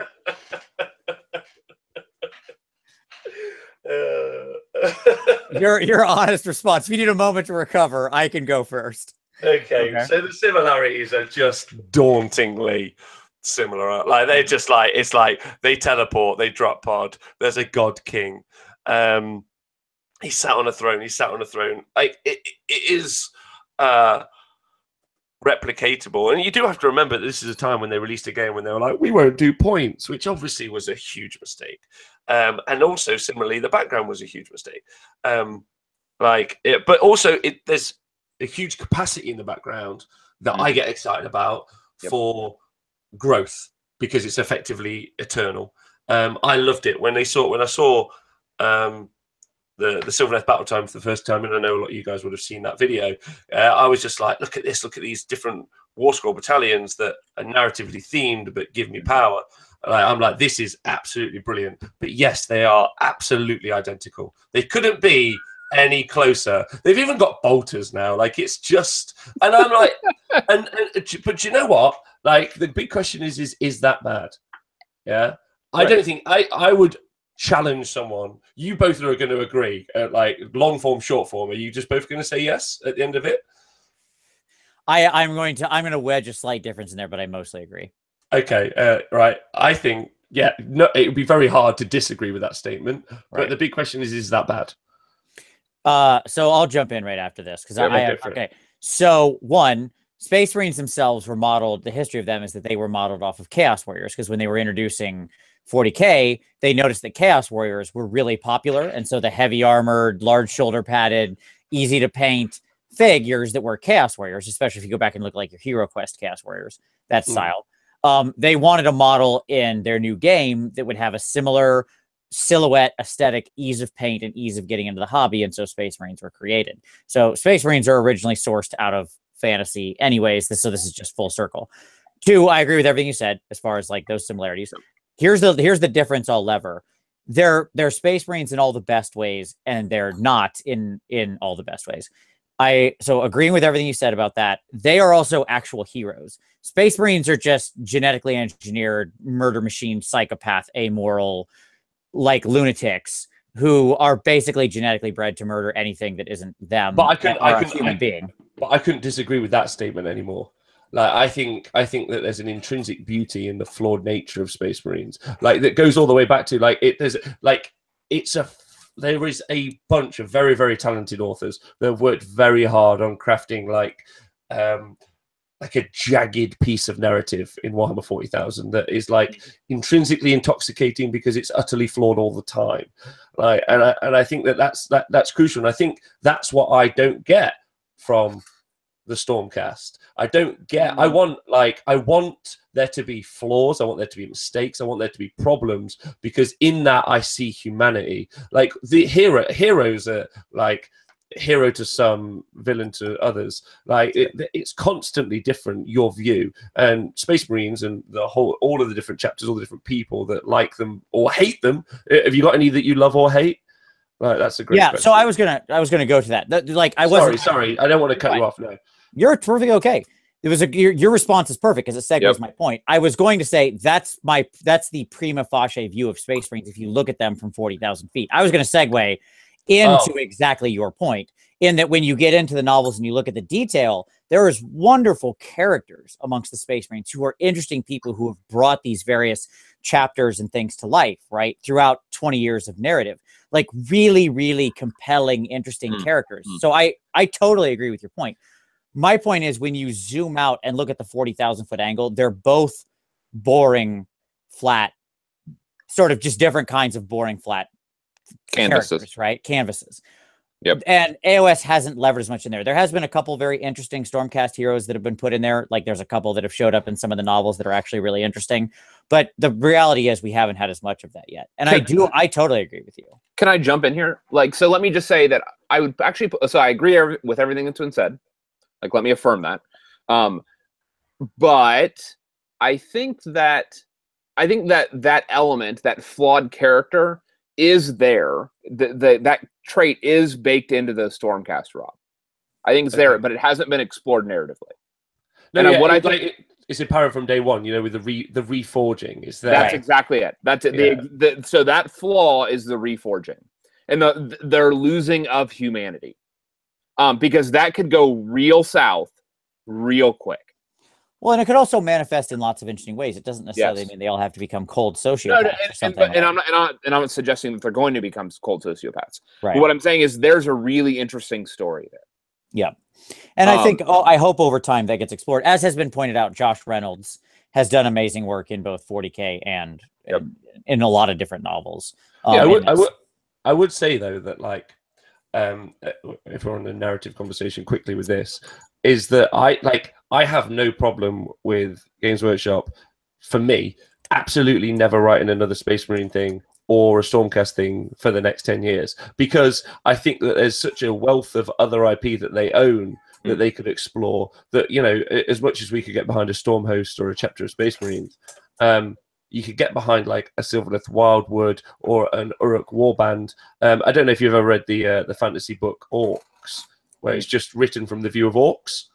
it's a fantasy novel, you know, but they write it from the view of, and they also, there's another one called Dwarfs. They just write those books from the view of a very typical fantasy story, but written from the view of the thing you don't normally see it from the view from. You normally see it from the human side. And I want to know, like, I absolutely want to know, like, what it's like being a Mortarch, and you know, it's fascinating the other IP that's out there. And you can, I agree, there's loads to explore Stormcast, and that's exciting. But there's also loads to explore with Fireslayer lodges and all sorts of stuff. And I want to know. Yeah, I want to know about those. And I don't need to keep seeing the same faction roll in front of me, because, like, I'm an adult. I'll choose what I like. Give me everything in equality, or everything in, like, you know, in, like, just explore stories that you want to explore. Don't say I have to do another Stormcast, you know, book, or I have to do another, like, whatever. Just do what you want to do, because that's the great idea today, and I'll get on board with it, because if it's a great idea, I'm excited to read it. Yeah, my favorite classic Warhammer book is a book called Laughter of the Dark Gods, which had a bunch of little vignette stories in them. One of which, like, one of my favorite stories out of that book being the one all about a guy from the Empire who goes north and slowly becomes a chaos champion of Khorne.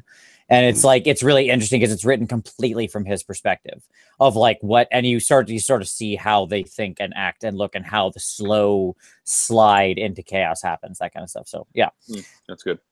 Okay, so there you go. All right, but we're all saying yes.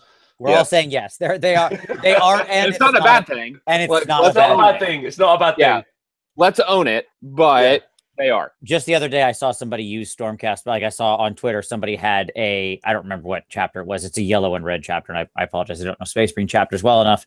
But some kind of Griffin-based thing, maybe. Salamanders? No, because that's different color. Was it red and white? No, it was like red and yellow. Howling Griffins. There it is. Yes, it had Griffin in it. Yeah, there you go. Awesome. And they made them out of Stormcast bodies with Space Marine heads and Space Marine backpacks. And I was like, yep, looks good to me, man. Nailed it. I mean, the reality is that I bought Custodes because I'm going to paint them like Stormcast. Like, I'm going to do Stormcast in space. Sure. I just today, in like, of course, I'm part of a Sisters of Battle group on Facebook, because duh. Yep. And and just today I saw somebody's conversion of Canonus, of Knave, or whatever her name is, out of Blight War into Canonus, like with a plasma pistol and a power axe, which I was very, very sportive of. All right, next controversial statement. There is too much shooting in the game right now, or shooting is too powerful, or something like that. Blah, blah, blah, shooting is the statement. All right. There you go. Rob, thoughts? Yes. Until you can so wow. Real simple, real quick, real easy. Let's break it down. Age of Sigmar, great game. Yeah, based on synergy between your characters and your units. Yeah, I love that, because it makes me feel like my characters are leading my units, and they are either in amongst them, or they're near them, usually, because they give buffs or whatever it is you want to do. I can just kill them at 40 inches away. Cool. It's no longer a synergy-based game.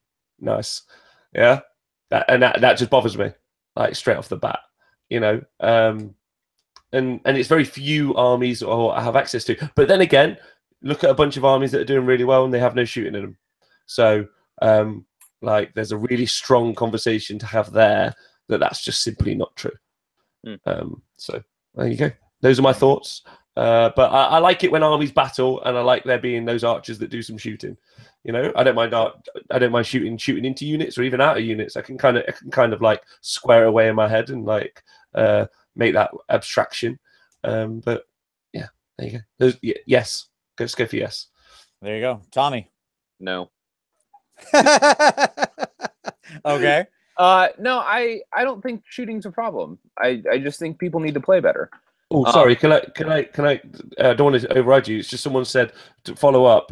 There's the terrain and cover conversation as well, right? Right. So right.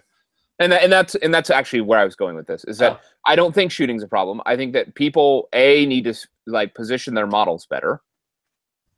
So one, play better, but two, tables need to be appropriately stocked with terrain. Like when those two things are happening, then shooting's not an issue. Like it will self-correct if people play smart.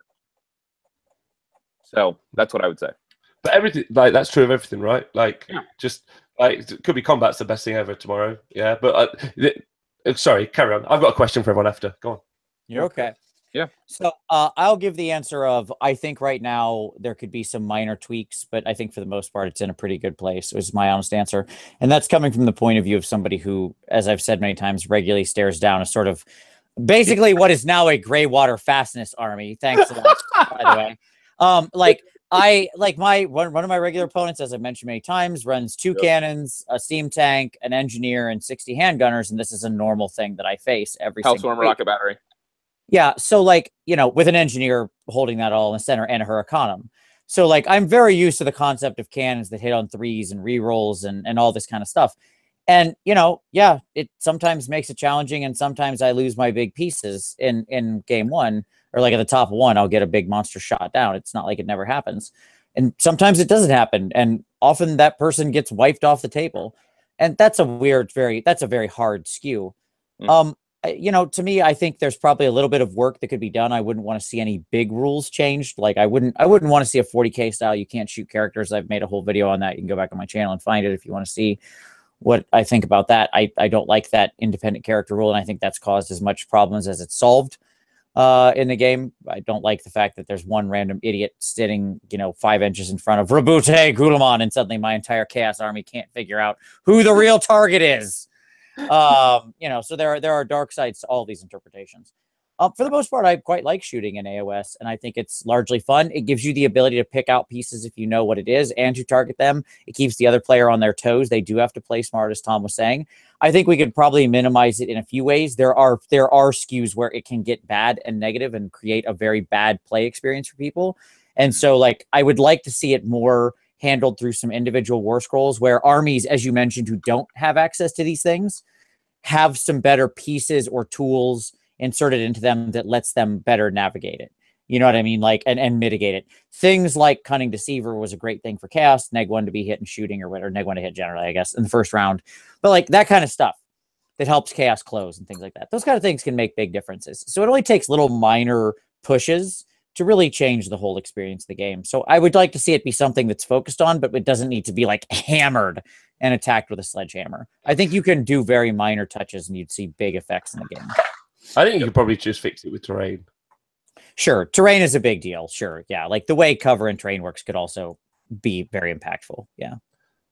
Or just more terrain. Yeah, I think more terrain. All these things. More terrain is definitely a big deal, right? Like if I can hide all my little 5 wound foot heroes very easily and have them make their way up the board and be basically out of line of sight the whole time, good luck. Like, well, you know, unless you've got good stuff like, say, good Skaven shooting that can hit all the stuff out of line of sight. Yeah. Right. All right. Okay. So can I have a question? Yeah. Can I have a question for you guys? Go. So what's the most important stat in the game? Ooh, I love it. That's a great question. Okay, the most important stat in the game. Like, you could talk about anything. Like, it doesn't have to be a stat. It can be like an element or sure. Movement capability, hands down. Yeah. And by the way, I don't just necessarily mean that could manifest in like 20 different ways, right? Move speed, ability to be deployed in unusual fashions, move pre-game in unusual fashions, i.e. Gorefist type of thing, run and charge. Like there's 100 different expressions of this, but like any sort of like movement is king. This game is more about movement than I ever experienced in any previous edition. Where you move, how you move, what you move, and the distance you move is so critically important in an objective-based game. Agreed. I have a follow-up question. Shoot. Do you think that the movement part of the game is no longer really in existence? Now, I'm not talking about the micromanagement of movement, where you deploy. But I'm asking about the fact that almost every army that can deep strike can do anything effectively. There's some manner of insanity, and it being a 5-turn game. I'd like to hear what you think. Those are my thoughts. I'd like to hear what someone else thinks who's smarter than me. That'd be nice. No, you're fine. It's funny because this question, somebody actually did like DM me about this very question earlier, and so I've actually formulated some thoughts about this. But Tom, do you want to go first? So, does movement matter? Is what I'm hearing you say. Is the presence of everybody having some form of advanced movement basically making advanced movement not special? I think is what you're asking, right, Rob? Yeah, and I'm asking if movement is effectively... So we all understand target priority, and I have to kill a thing. That makes sense. I take these dudes, and I move them to those dudes, and I'll fight those dudes, and hopefully I'll win. But with the idea that you can move anything, anywhere, anytime, all the time, for whatever reason... But that's in not... your opponents... But that's not the case. Like, but let me push back on that and say that that's not actually the case, Rob. Like... Okay. So I would say that there are degrees here. Mm-hmm. So on one side of that is something like the Vanguard wing, where you're like picking up blocks of 30 troops every turn, moving them anywhere, deploying them. You know, like that's the far extreme. You can deploy them in combat, string them out, just whatever. So you can have whatever models, wherever you need, anywhere on the table at any point in time. Mm-hmm. That still has a hindrance. If you shoot those prosecutors the table, there's no more teleporting. That's a battalion. So that's one extreme, is that hyper flexible, go anywhere at any point in time. Or you have like even Fire Slayers, like they have a deep strike ability where they can on command drop using their Rune Smiter, tunnel up wherever they want 9 inches out. But that's only once. So once they're on the table, Fire Slayers. Once they're on the table. Oh yeah, go for it. Go on, sorry. Yeah, so once they're on the table, they're on a 4-inch run speed. You know, like a 4-inch move at that point. They have a great charge. They have good pile-in tools, but they're not able to make it across the table to another objective if they need to be somewhere else. Mm. And what I would say is that there's still variability in this. This is why, like, I think in a Fire Slayer army, like Sky Wardens still have a purpose because they have a 12 fly move, so they can get across the table, get across lines, and get to objectives that are lightly guarded after everything is tunneled up. And so what I would say is that I think that on the individual unit, there's still going to be value in different types of mobility. And that's what I would push back. Just because everybody has the tools doesn't mean that the chest... I think that it's more fairly distributed, but the chess match is still there of what comes up where with zoning and all of those other things. And so I don't know. Some armies don't have it. Some armies don't have it, right? Yeah, I would agree with that. Yeah, some armies don't have it, but I think that oftentimes they will have other tools available to them. So I think about something like Iron Jaws. They traditionally have been a army that needs more mobility. They've always had it. No, but they've always had the run since the book. No, they've had formations where they're moving 2d6, 3d6, 15 inches from the book release. Agreed. But that doesn't help against a line of Chaos Warriors that are strung across the table because they can't fly. So they can get zoned out just by models being in the way. Not on the first turn. They could just run across on the first turn. They can deploy as one formation, just run across the board, and then they're there, and they're like, "Hello," and you're like, "Okay, I'd like to get towards those things." I just think it's a really interesting topic, great topic to talk about. Yeah, no, that's good. And is my number one stat. It's the only thing I care about. Movement. Yeah, because I think that maybe is what a war game is. Great question. Don't know. I feel that's the chess element a little bit. Now, what I would say briefly, though, just to push back on that a little bit, Rob, and I know that we need to move on, but they weren't one drop, right? Because you didn't have any mega battalions. Like you could have almost all of your army, but all of your heroes had to be outside of battalions for Iron Jaws. And so they would almost always be between probably 3 and 6 drops. So if you had less than that, you could get on the table before them. That's what my Nurgle army did. I banked on that, the fact that they couldn't get under that number of drops. That's not the case now because they have mega battalions, so they can. Mine was 2, just so we know. Mine was 2. Oh, but that's fair enough. Fine. Did you have a mega boss? This is my thing about about conversations, right? Is you have to have them, right? And they can never be like closed, right? Because honestly, your opinion could be absolutely correct, but it's like worth talking about and everyone else getting involved. And I want to know what everyone wants to say, and then I want everyone to go away and say, "Do you know what Rob said last night? Stupid that was. Yeah, I disagree, and these are all the reasons I disagree." And then send me a message and then comment, and that's great because then we're getting into a more healthy place later. With whatever the opinion is, agree completely. So Mike, very quick answer is I think it's a good thing in general that this design space is being explored in so many ways, because I think it's the final admission that move can mean more than the number printed on your sheet. And the reality that we've talked about all these different moves, a deep strike, a random teleport in the game, being very fast, being able to fly, being able to run and charge, being able to move in your hero phase, whatever. There's literally 30 or so permutations of this, right? And that the space being equally explored and different armies having different elements of that movement, I actually find rather compelling, because as you said, like maybe Iron Jaws can cover this ground space real fast, but they get blocked up if things are in the way. Could be terrain. Like terrain's going to be there before first turn, right? So they could very much get stopped by things like terrain and stuff like that. Whereas the army who has a lot of flight and very fast, high-speed flyers, dragons and 2 frost phoenixes, for example, if I was just going to pick something randomly, like just completely off the top of my head. From the heat. Yes. In case anyone missed it. May be able to quite easily mitigate those sorts of blocking and chafing mechanisms. Yep. Whereas a teleporter might have to drop and then suddenly have to run all the way across the board. Tom used that to his advantage in a game last year during one of the tournaments he was at, where he sort of forced the Hammer Bros to come down on one side of the table when they really needed to be on the other. But the player's choice was either bring them down here and run for like 2 full rounds doing nothing, or let them sit in the heavens and die. And because I've zoned out the rest of the table with models, and so he couldn't drop anywhere else. Yeah, right. So there's lots of interesting choices going on, and I would say that interplay between those different movement modes, I actually think is a positive for the game. There you go. That's my thought. But there is a dangerous side to that same time. I will agree with you that there's a dark side if you push this too far. Right. Yeah. So that's good. Okay. Cool. Let me see. I'll throw up. Does anybody have? I'll ask now. I have one more question. We have a few minutes. We'll rapid fire it. Rapid lightning round. Rapid fire time is on. We have initiated rapid fire. Let's go. If people have some questions, drop them in, and we'll do our best to rattle off answers.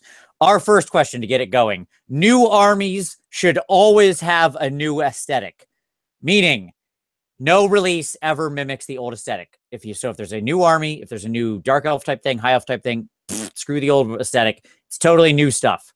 Go. Yes or no? No. Whatever. Brief discussion, like 2 sentences. Rob, take it away. Your turn. No, I like some of the aesthetics that exist. If I would never like to put a constraint on the model designers. I'd rather they made something they thought was cool, and my opinion be damned. Like they're better artists than I'll ever be. So you guys crack on and do exactly what you want to do. And if I like it, I'll say yes. And if I don't, I won't. So that's it. That's my thoughts. Love it. Totally agree. Like sometimes old aesthetics are great. Like Iron Jaws largely came out of one unit, Blackworks, but I think they fit right in, right? And it's great. Like more of that, but then also you got crazy things like KO. So yes, like new when it should be new and old explorations when it should be old. That's okay. Fair enough. Agreed. All right. Okay. Let's see. Best advice for a new player. Rob, you get to go first again. You're always first in case you haven't figured it out. That's what we do. Okay, I get it. Yeah. I would say find yourself. The most rewarding thing I've ever taken from Warhammer is the people I've got to meet from it. So whatever you decide to pick, and pick what you like, just go and find loads of people to play with, unless you're a painter and that's really what you love, and then go find loads of people to paint with and talk to and have conversations, because you will be incredibly impressed, like I am with these 2 people, and by most of the people I get to meet doing this hobby, by the wonderful people you do meet. And the hobby sometimes is really only the gateway to that. So just go and meet as many people doing the hobby as possible while you're doing the hobby, because we're a nice bunch of people. That would be my advice. I love it. Join the community in general for a new player, right? Tell them to go watch YouTube, to get involved, to join the Facebook groups, to have conversations, to ask questions, whether it's a digital or in-person community. Most of, like, so many great people, I totally agree. So many great people I know came out of this hobby. It's a wonderful community. Join it. I love it. That's great advice. Tom, any other quick advice you want to give to new players? Find an army that you really like the aesthetic to paint. Yeah, like, don't chase the meta. Don't do any of that. Find something that interests you, that fascinates you, that you can captivate your attention for a long period of time, because you're going to be spending most of your time in this hobby painting. Yep. More often than not, most people, in order to get stuff table ready, So find something that you love. Yes, another great piece of advice. All right, next one. Hashtag horde meta. Real or hype? Rob. The hashtag movement meta. Real. All right. Been real since the beginning, so there you go. Yep. Tom, yep. hordes? Real. Real or hype? Real. Yeah. All right. Like, it's coming. If you haven't seen it in your local area, it's coming. Okay. I'm saying, which, by the way, makes movement that much more important. Let me point that out. Sure. I'm going to say 60% hype. Because I think most people will, like that's 60-70% hype. I think a bunch of people are going to try to get units blown off the board by bad control and battle shocking and not understanding how to run the hordes and go back to small elite forces. That's my guess on it. So there you go. It's an easy thing to counter in a lot of cases, not all. Yep. We're going to see a couple armies that run very successful horde stuff. All right. Next rapid fire question. Is buying Warhammer models an investment? Rob. Yes. All right. Because you get to meet great people. There you go. And what's that worth? Priceless. Yeah, there we go. Tom? Yes.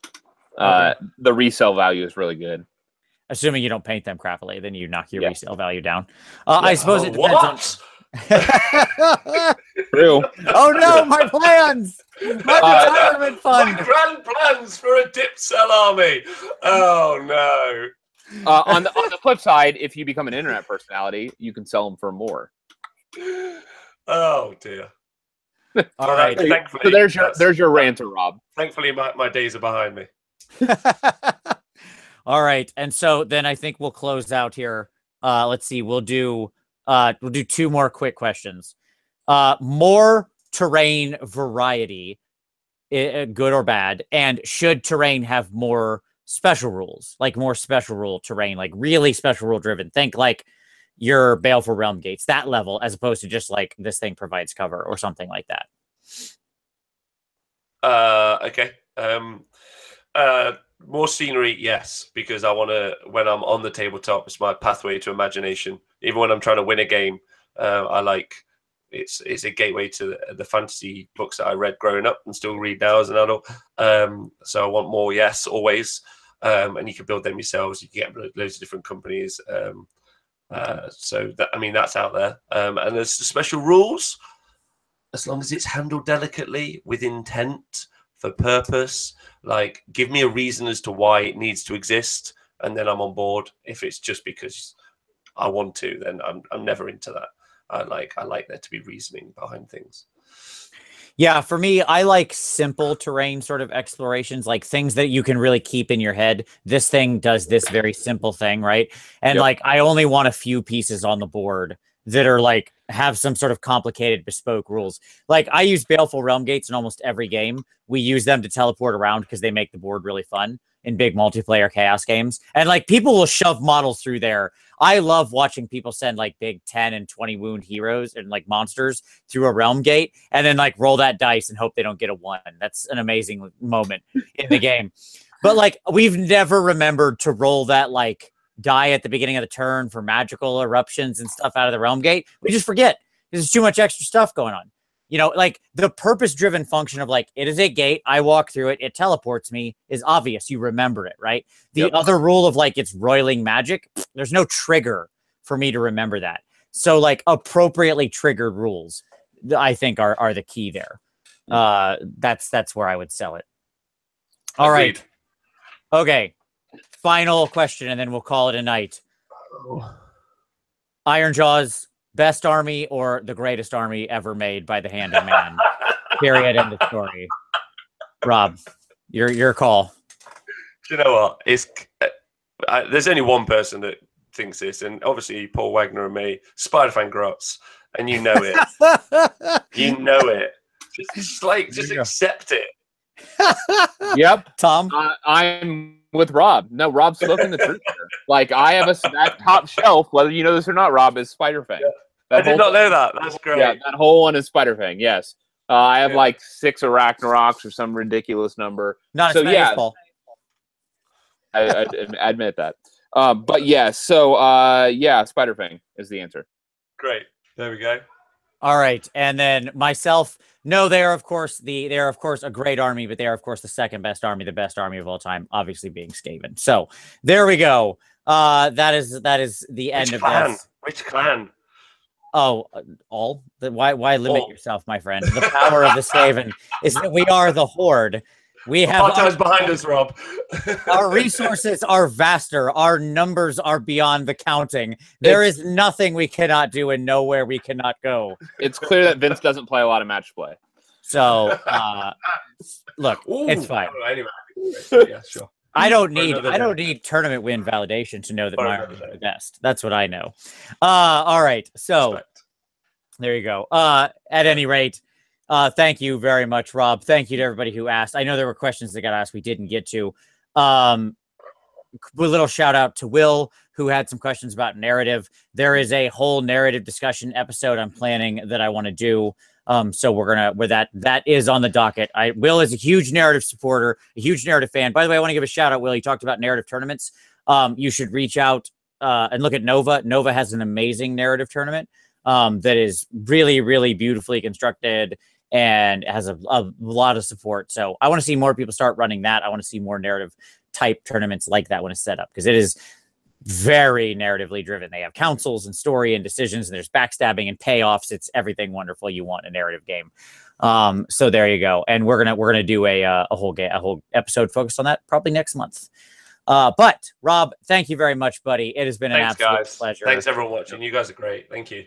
I have no doubt that the entire Honest Wargamer endeavor is going to be wildly successful.